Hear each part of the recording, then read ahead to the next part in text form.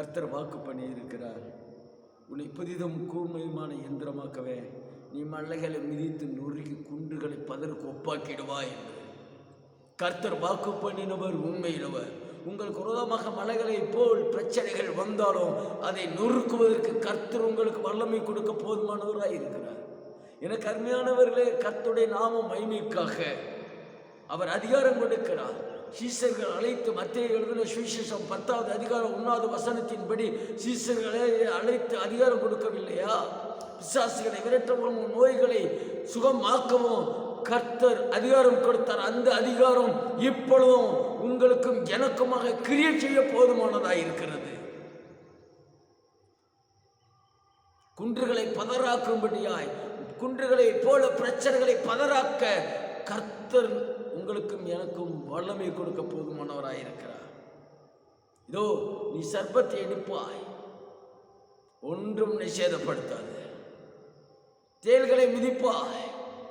எனக்கு அருமையானவர்களே, பிசாசை துரத்திடுவாய். இயேசுவின் நாமத்தினால் பிசாசுகள் அலறுமே. இந்த காலங்களில் பிசாசு விரட்டுவது மிகவும் குறைவாயிருக்கிறது.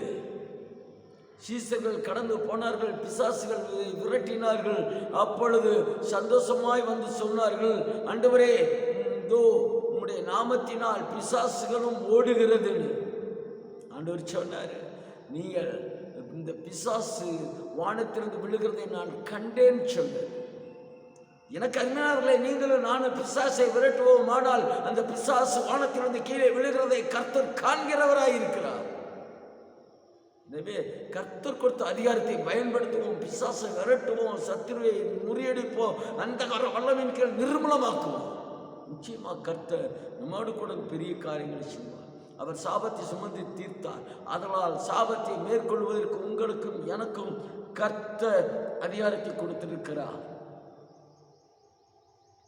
நோய்களை சுகப்படுத்த தழும்புகளால் குணமானோம். அவருடைய தழும்புகளால் வார்த்தையை அனுப்பி சுகப்படுத்துகிற தேவனின் நாமத்தினாலே இதோ ஜனங்களுக்கு சுகத்தை கூறும்படியாய் அழைத்திருக்கிறார். இனி தீங்கை காணாதிருப்பாய் என்று வாக்குப்படி இருக்கிறாரு. நம்முடைய வாழ்க்கையில தீங்கு வந்தாலும் அது மாறி போகும். நாம் இனி கவலைப்பட வேண்டிய அவசியம் இல்லை. அதிகாரம் கொடுத்தவர் நம்மோடு கூட இருக்கிறார். உலகத்தில் இருக்கிறவனும் எனக்குள் இருக்கிறவர் பெரியவர் என்று வைராக்கிய சிந்தை இருக்கணும். அப்பொழுது கர்த்தர் நம்மோடு இருந்து கிரியை செய்வார், பெரிய காரியங்களை செய்வார். அதிகாரத்தை பயன்படுத்துவோம். இப்பொழுதும் பிசாசின் கிரியைகள் திரளாய் பெருகி கொண்டிருக்கிறது. நேற்று நல்ல அருமையான ஒரு சகோதரன் வந்தார். ஒரு மகளுக்கு போய் மந்திரிச்சு பேச்சே இல்லாமல் போயிடுச்சு. சரி, ஜிஹெச்சில் வச்சிருக்கிறாங்கன்னு கிளம்பி போனால் அவர்கள் திரும்பவும் எவ்வளோ தூரம் அலைந்து மந்திரிச்சு மந்திரம் பார்த்து சூனியம் பார்த்து ஒன்றும் இல்லாமல் இருக்கிற பேச்சும் போயிடுச்சு. ஆனால் திரும்பவும் அவர்கள் என்ன செய்கிறார்கள்? இந்த பிசாசின் கிரியைகளுக்கிட மந்திரிக்க அங்கே போதும் இங்கே போதும் அலைகிறாங்களே தவிர அவர்கள் அதை யோசிக்க முடியவில்லை. எனக்கு அருமையானவர்களே, நீங்களும் நான் விசேஷமான அபிஷேகத்தை பெற்று இதோ பிசாசுக்கு விரோதமாக எழும்பி சத்துருக்களை சிதறடிப்போம், பிசாசின் கிரியில் சிக்கிக்கொண்டவர்களை விடுவிப்போம், கட்டுக்களை அறுப்போம், சங்கிலிகள் அருந்து விழட்டும். அப்பொழுது தேவநாமம் மகிமைப்படும். அப்படி செய்வோம். கர்த்தர் உங்களை ஆசீர்வதிப்பார், அடையாளை ஆசீர்வதிப்பாராக. சிறப்பாக இந்த வருகிற வெள்ளிக்கிழமை இரவு ஜெபம் 2/5/2020 முதல் வெள்ளிக்கிழமை, ஒவ்வொரு முதல் வெள்ளிக்கிழமை நடைபெறுகிறது. ஜெபித்து கடந்துவார்கள்.